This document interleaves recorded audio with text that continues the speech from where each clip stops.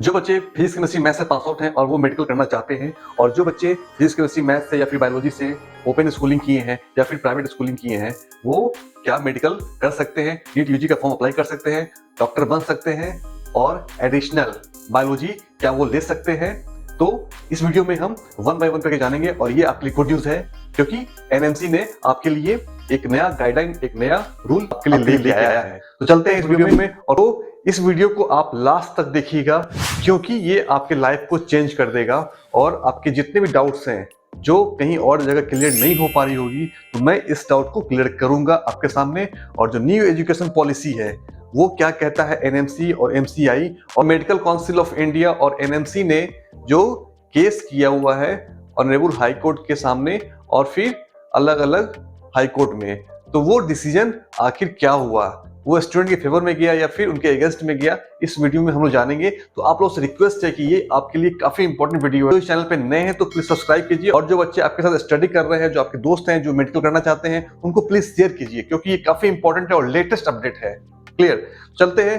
तो सबसे पहले हम डिस्कस करेंगे एडिशनल बायोलॉजी, जो आप लोग का काफी कंफ्यूजन है, काफी मैसेज भी आया है मेरे पास कि सर एडिशनल बायोलॉजी लेके हम क्या मेडिकल कर सकते हैं, क्या हम क्लास 12 पास करने के बाद भी हम क्या मेडिकल करने के लिए हम एडिशनल बायोलॉजी ले सकते हैं।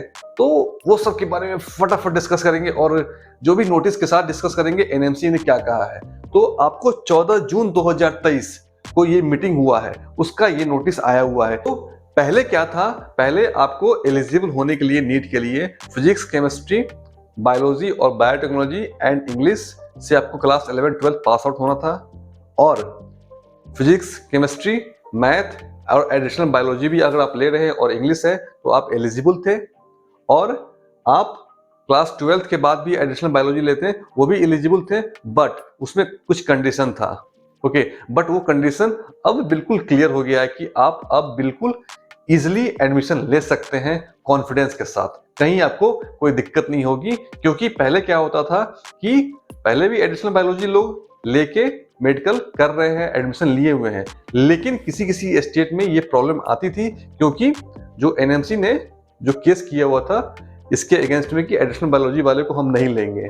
ब्रैकेट में लिखा हुआ था कि ये उस समय तक एलिजिबल है जब तक केस चल रहा है, जैसे ही केस अगर एनएमसी के पक्ष में आ जाएगा तो आप लोग एलिजिबल नहीं रहेंगे। तो पहले भी था, बट अब वो चीज भी हट गया है। क्लियर, तो आई थिंक अब क्लियर हो गया होगा। तो यहाँ पे इन्होंने जो 7th नंबर जो पॉइंट है इसमें डिस्कस किया है कि 14 जून को जो मीटिंग हुई थी उसके बारे में एनएमसी ने क्या बताया है। तो इसमें कहा है इन्होंने कि needs to revisited by permitting candidates to undertaken study of the requisite subjects physics, chemistry, biology, biotechnology along with English even as additional subject after passing class 12th. Class 12th from duly recognized board by concerned government. Such candidates shall be permitted. यहाँ पे क्या लिखा हुआ है, ऐसे student permitted to appear in NEET UG test. Resultantly also be eligible to grant of eligibility certificate. Clear, तो ये आपको समझ में आ गया होगा कि इन्होंने क्या कहा है और क्या परमिशन मिल गया है। तो इस पॉइंट से साफ क्लियर होता है additional biology class 12 pass out होने के बाद आप एलिजिबल हैं मेडिकल कॉलेज में एडमिशन लेने के लिए, और काउंसलिंग के टाइम में आपको कोई दिक्कत नहीं होगी। क्योंकि बहुत सारे बच्चे बोलते हैं सर काउंसलिंग में दिक्कत होगी, नीट का फॉर्म तो अप्लाई मैं कर दिया हूँ, हो जा रहा है, मैंने वीडियो भी बनाया है, तो मैं काउंसलिंग टाइम में दिक्कत तो नहीं होगी। तो भाई अब दिक्कत नहीं होगी। ओके, तो ये बहुत बड़ा, बहुत ही गुड न्यूज़ है। और उन सब बच्चों के लिए जो इंजीनियरिंग में सक्सेसफुली पास नहीं कर पाए, जेईई मेंस में नहीं कर पाए, आईआईटी में नहीं हो पाया, उन सब बच्चों के लिए एक और ऑप्शन खुल गया है कि मेडिकल में आपको एज लिमिट नहीं है, कोई क्राइटेरिया नहीं है कि कोई लिमिटेशन नहीं है कि आपको 3 अटेम्प्ट देना है या 4 अटेम्प्ट देना है। यहाँ पे अनलिमिटेड अटेम्प्ट आपको देना है।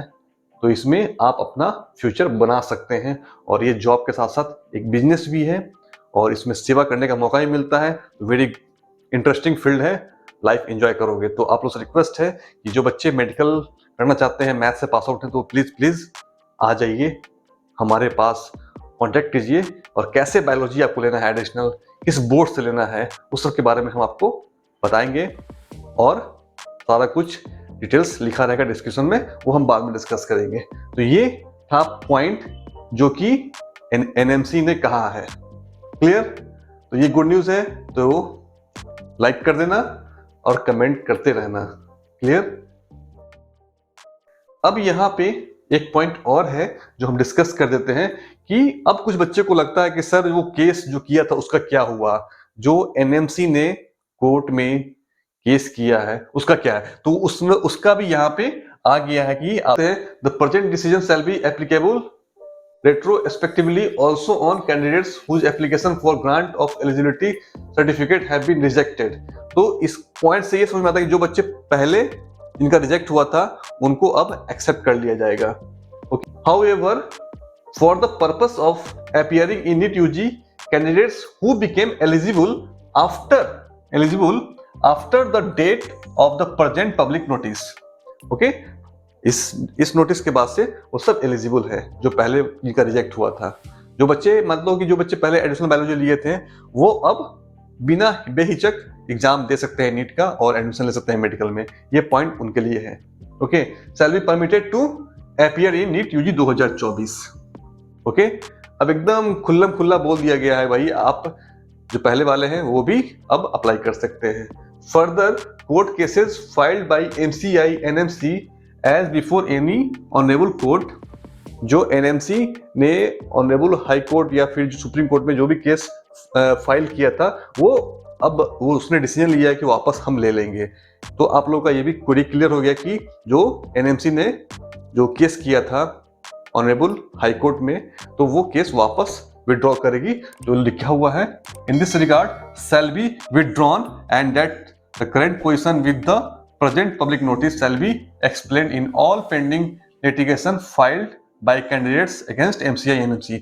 इसका मतलब ये हुआ कि जो एनएमसी ने किया है वो तो केस वापस लेगा ही लेगा, और जो कैंडिडेट्स जो पहले एनएमसी पे किए थे वो भी उनको भी बोला गया कि आप भी उसको आप विड्रॉ कीजिए इमीडिएटली। तो ये गुड न्यूज है और आई थिंक आप लोगों को काफी मजा आ गया होगा, जो भी कंफ्यूजन है वो क्लियर हो गया होगा। और ये इतना ब्रीफली इतना क्लियरली इसी चैनल पे है तो आप लोग प्लीज सब्सक्राइब करते रहिएगा क्योंकि ये काफी इंपॉर्टेंट है और फर्दर इंपॉर्टेंट वीडियो भी आते रहेगा। ओके, और अब बात आती है सर वेरी गुड हम तो एलिजिबल हो गए बट हम कहां से करें, क्योंकि सीबीएसई एडिशनल बायोलॉजी आप नहीं दे सकते हैं after class 12th। Sad news. फिर बहुत सारे स्टेट बोर्ड हैं वो भी नहीं देते हैं, फिर आपको ओपन स्कूलिंग की तरफ जाना पड़ता है। ओके, तो सबसे बेस्ट ओपन स्कूलिंग है सेंट्रल बोर्ड का NIOS। आप देख सकते हैं NIOS।